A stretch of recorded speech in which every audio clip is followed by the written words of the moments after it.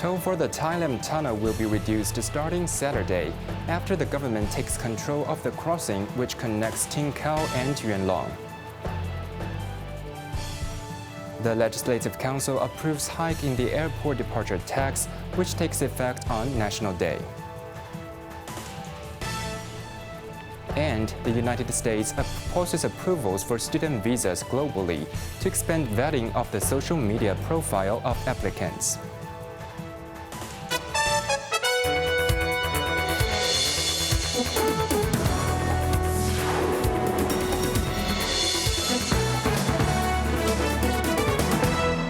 Good evening, you're watching Cable News. I'm Quentin Yan. Starting this Saturday, the government will assume control of the Tai Lam Tunnel, introducing adjusted toll fees for all vehicles and launching the full operation of the HKE toll system. Drivers should know that the tunnel would be temporarily closed for transition. Sheridan reports. New signs have been installed at the Tai Lam Tunnel toll stations to remind motorists of the updated transport arrangements. Drivers should also be aware of temporary disruptions as the tunnel will be closed for approximately 5 minutes at 12 a.m. on May 31st to implement the new toll fees. To facilitate the full rollout of the e-toll system, all lanes will be temporarily closed again from 3 a.m. to 5 a.m. the same day. The new time-varying e-tolls will take effect from 5 a.m. onwards, and all manual toll booths will officially cease operation. Private cars will be charged $45 during weekday peak hours, $30 during regular hours, while non-peak hours will cost $18. As for Sundays and public holidays, private cars will be charged a flat rate of $18 the entire day. Taxis will face a standard fee of $28 throughout the day, while other commercial vehicles will be charged a fixed rate of $43. Deputy Commissioner for Transport Patrick Ho stated that the e-toll system is being implemented on the same day as the government takeover of the tunnel to provide drivers with convenience as soon as possible. Ho added that the new toll structure is expected to ease congestion on Tuen Mun Road, reducing vehicle flow by about 5% by 2026. Cheryl Yun, Cable News. The Legislative Council has approved a 67% increase in the airport departure tax today with a majority of support, raising the levy from $120 to $200 starting October 1st. However, the move aimed at generating an extra $1.6 billion annually for city coffers faced fierce opposition from tourism and transport lawmakers who warned it threatens the city's fragile post-pandemic recovery and competitiveness. Best Learn has more details. 我宣布議案獲得通過。 The bill was passed decisively with 77 votes in favor, 2 against and 5 abstentions during the third reading in the afternoon. Earlier, during the second reading debate, various lawmakers questioned that the legislation could undermine Hong Kong's competitiveness as a global aviation hub. Tourism sector legislator Perry Yu called the hike counterproductive, arguing it clashes with efforts to attract visitors, dismissing the policy as left hand slapping the right hand. Transport sector lawmaker Frankie Yake cautioned it risks driving away budget airlines and short-haul travelers, noting neighboring hubs like Shenzhen and Guangzhou charge no departure tax. Meanwhile, lawmaker Gary Zhang blasted the move as short-term thinking, stressing our aviation sector needs to grow the pie, not scavenge crumbs. In response, Undersecretary for Financial Services and the Treasury Joseph Chen defended the increase, emphasizing it marks the first adjustment since 2003 and remains below rates in rival hubs like Singapore and London. The official insisted the $80 rise would account for just 1% of non-mainland tourists' total travel costs, calling the impact minimal. The tax approval comes as Hong Kong's airport passenger volume languishes at 74% of pre-pandemic levels, trailing rivals' recovery rates of 90% or more. Best Learn Cable News. Water supply in Tuen Mun has been gradually restored starting from 6:30 a.m. following an overnight suspension that affected thousands of residents in multiple public housing estates due to an underground pipe leak. Yuen reports. After 7 hours, residents, including those from Shan King and Tin King Estate, finally had their fresh water supply resumed. Overnight, the Water Supplies Department deployed 8 water wagons and 120 water tanks to assist affected households. Most residents said the suspension had minimal impact on their daily routines.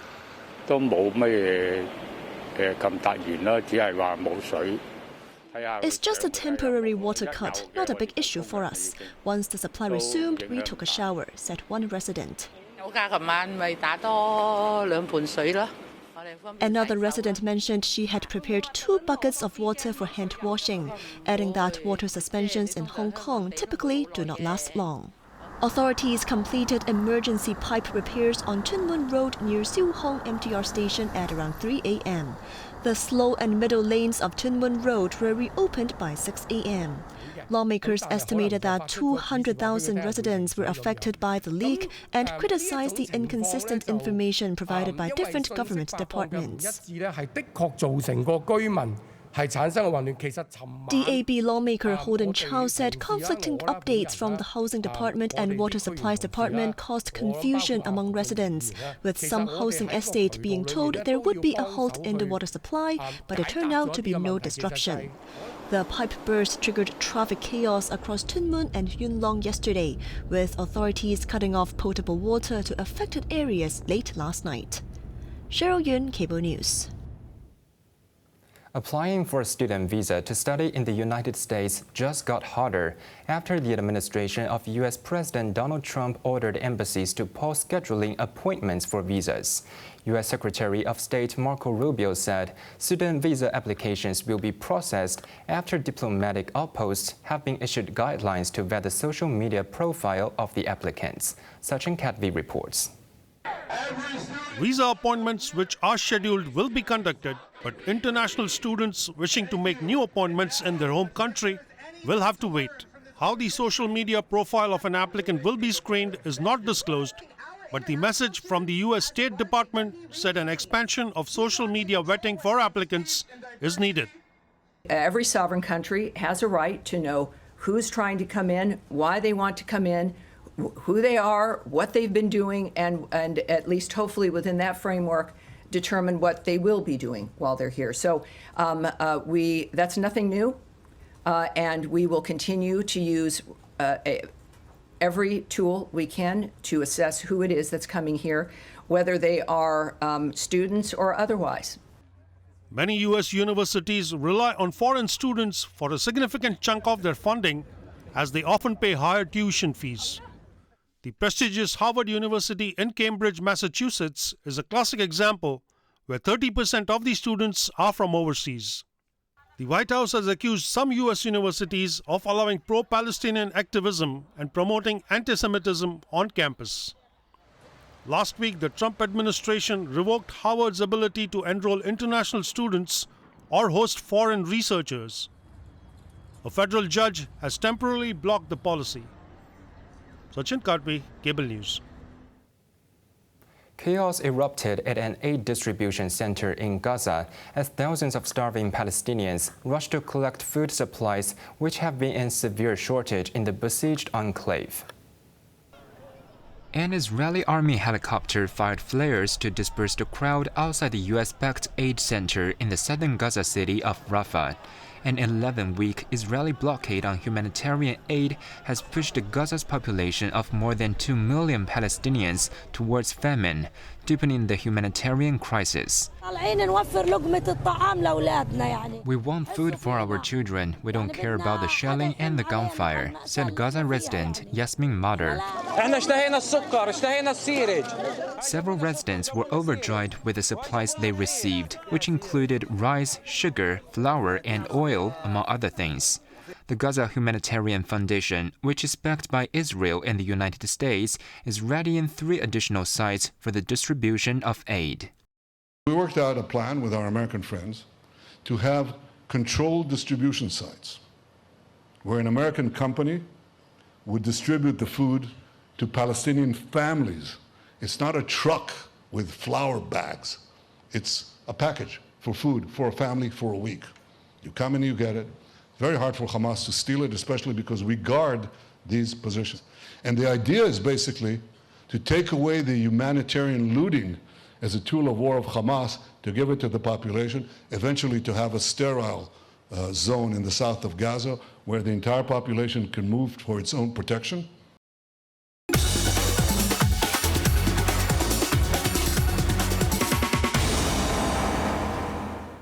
Home prices in the city rebounded after a tough 4-month downturn.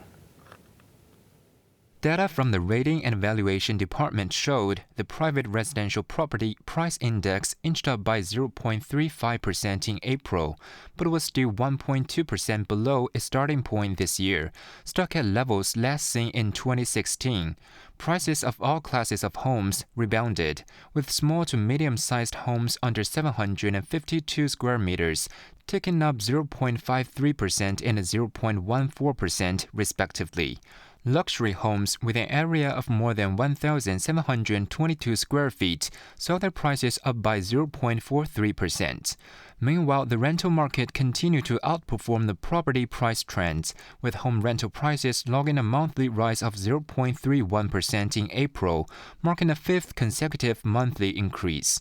Over the first 4 months of the year, there has been an overall increase of approximately 0.62%.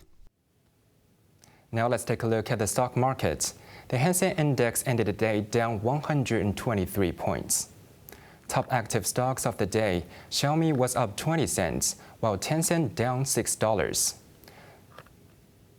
Meituan was down 70 cents and BYD was down $11.20.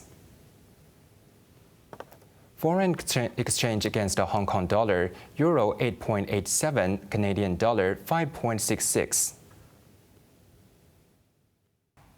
Onto the weather now. Cloudy with frequent showers and thunderstorms tomorrow. It will be pleasant with temperatures ranging between 25 and 28 degrees. Showers will gradually ease over the weekend. Now let's take a look at the weather around the world.